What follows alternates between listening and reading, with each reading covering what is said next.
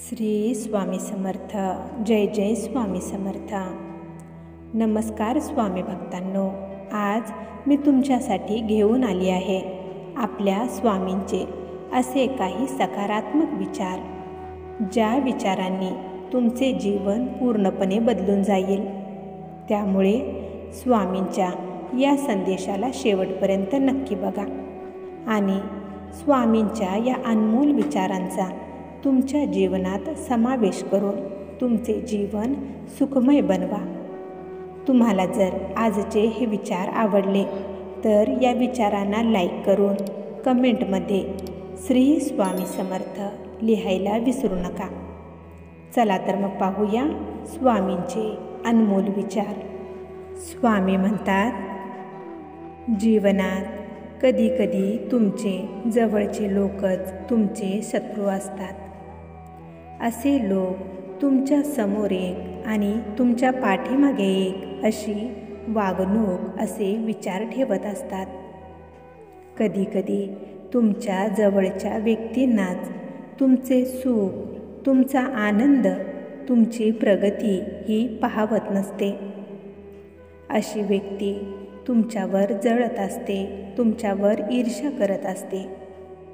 अशा लोकांना ओळखा, त्यांच्यावर विश्वास ठेवू नका. त्यांच्यापासून थोडे अंतर ठेवूनच राहण्यातच खरा समजूतदारपणा असतो. तुम्ही बोलायला तर 2-3 वर्षातच शिकत असता, पण बोलायचे काय आहे हे शिकण्यासाठी मात्र तुम्हाला तुमचे पूर्ण जीवन लागत असते. ज्या लोकांच्या मनात तुमच्याविषयी आदर, प्रेमच नाही, विश्वासच नाही, अशा व्यक्तींना कधीच आपले म्हणू नका. त्यांच्यावर प्रेम करण्यात तुमचा मोलाचा वेळ वाया घालवू नका. कारण एक वेळेस दगडालाही पाझर फुटेल, पण अशा व्यक्ती कधीच सुधारत नसतात. वेळेत शहाणे व्हा आणि योग्य तो निर्णय घ्या. वेळ निघून गेल्यावर घेतलेल्या निर्णयाचा काहीच उपयोग होत नसतो. त्याचे कोणतेच महत्त्व राहत नाही. त्यामुळे योग्य वेळी विचारपूर्वक निर्णय घेण्यातच खरा शहाणपणा असतो. जो योग्य वेळी योग्य निर्णय घेतो त्याला कधीच त्याच्या जीवनात दुःख, विश्वासघाताचे चटके जास्त सोसावे लागत नसतात. ज्याचा स्वतःवर पूर्ण विश्वास असतो, त्यांच्या निर्णयावर पूर्ण विश्वास असतो, अशा व्यक्ती कधीच पश्चाताप करत नसतात. स्वामी म्हणतात, हे कलियुग आहे. इथे सर्व ठिकाणी स्वार्थ पसरलेला आहे. जिथे फायदा असतो तिथेच सर्वजण वळतात. स्वार्थ संपला की कोणी ओळखही दाखवत नाही. इथे नाती देखील सूर्यफुलासमान आहेत. जिथे सूर्याचे तोंड असते तिकडेच हे सूर्यफूल वळत असते. त्यामुळे अशा स्वार्थी, मतलबी नात्यांपासून सावध राहा. कारण अशी नाती ही कधीच कोणाची नसतात, विश्वासाची नसतात. ती फक्त स्वार्थी असतात, हे लक्षात ठेवा. मनाला खूप वेदना तेव्हा होतात ज्यावेळेस कोणी सर्वात जवळची व्यक्ती तुमचा अपमान होईल असे वागते, असे बोलते. त्यामुळे लक्षात ठेवा, जी व्यक्ती तुमच्या भावनांना समजून घेते, तुमच्या भावनांचा आदर करते, तीच व्यक्ती तुमची खरी विश्वासू असते. आणि जे तुमचे असूनही तुमच्या भावनांची कदर करत नाहीत, तुम्हाला समजून घेत नाहीत, अशा व्यक्ती तुमच्या असूनही परकी असतात. जी व्यक्ती लांब असूनही तुमच्या सुखाची काळजी, चिंता करत असतात, अशी व्यक्ती खरी तुमची व्यक्ती असते. आणि जी व्यक्ती जवळ असूनही नेहमी तुमच्याकडे दुर्लक्ष करत असते. अशी व्यक्ती तुमच्या जवळ असूनही ती दूर असते, ती परकी असते. स्वामी म्हणतात, जो स्वतःची झालेली चूक मान्य करतो तीच व्यक्ती प्रामाणिक असते. जोपर्यंत तुम्ही तुमची चूक मान्य करणार नाही तोपर्यंत त्या चुका तुमच्याकडून वारंवार या होतच राहणार. अहंकारी व्यक्ती ही कधीच त्याच्या चुका मान्य करत नाहीत. त्याचा परिणाम स्वरूप अहंकार हा शेवटी नष्ट होत असतो. त्या व्यक्तीची हार ही निश्चितच असते. आयुष्यात संगत ही खूप महत्त्वाची असते. त्यामुळे मैत्री करताना खूप विचारपूर्वकच केली पाहिजे. कारण तुमची एक वाईट संगत तुमचे आयुष्य बर्बाद करू शकते आणि तुमची एक चांगली संगत तुमचे आयुष्याचे कल्याण करू शकते.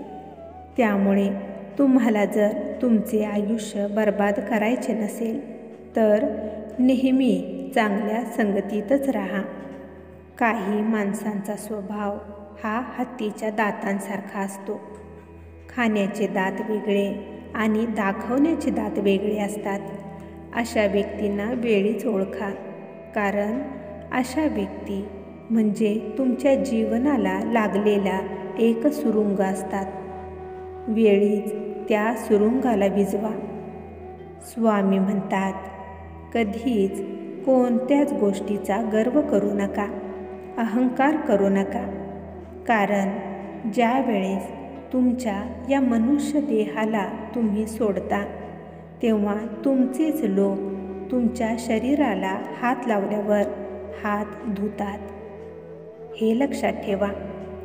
जोपर्यंत तुमच्या शरीरात आत्मा आहे तोपर्यंत तुमची ओळख असते, तुम्हाला एक नाव असते. ज्या वेळेस तुमची आत्मा हे देहरूपी शरीर सोडते तेव्हा तुम्हाला तुमच्या नावाने नाही बोलवत, तर त्यावेळेस तुमच्यासाठी बॉडी हा शब्द उच्चारला जातो. हे लक्षात ठेवा. त्यामुळे सर्व गोष्टी नश्वर आहेत, तात्पुरत्या आहेत. तुमचे असे काहीच नाही. जन्माला येताना तुम्ही रिकाम्या हाताने जन्माला आलेला आहात आणि मृत्यूसमयी जाताना देखील तुम्हाला रिकाम्या हाताने जावे लागणार आहे. जे काही तुम्ही कमावलेले आहे, जी काही नाती, पैसा, धनदौलत सर्व काही इथे सोडायचे आहे. इतकेच नाही तर ज्या शरीरावर तुम्ही इतके प्रेम केलेले आहे ते तुमचे शरीर देखील तुम्हाला इथे सोडून जावे लागणार आहे. जाताना फक्त तुमच्यासोबत तुम्ही कमावलेले कर्मच येत असतात. तुमचे कर्म जर चांगले असतील तर तुम्हाला मोक्ष प्राप्त होतो आणि जर का तुमचे कर्म वाईट असतील तर तुम्हाला भोग हा भोगावा लागतो. त्यामुळे कोणत्याच गोष्टीचा कधीच गर्व करू नका.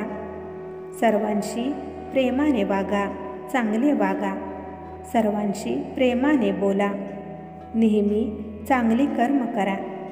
नेहमी पुण्याची फुले, चांगल्या कर्माची फुले वेचत राहा. कारण हीच पुण्याची फुले, तुमच्या चांगल्या कर्माची फुले तुमच्या पुढच्या जीवन प्रवासात तुम्हाला मदत करत असतात. त्यामुळे नेहमी निस्वार्थी मनाने सेवा करा.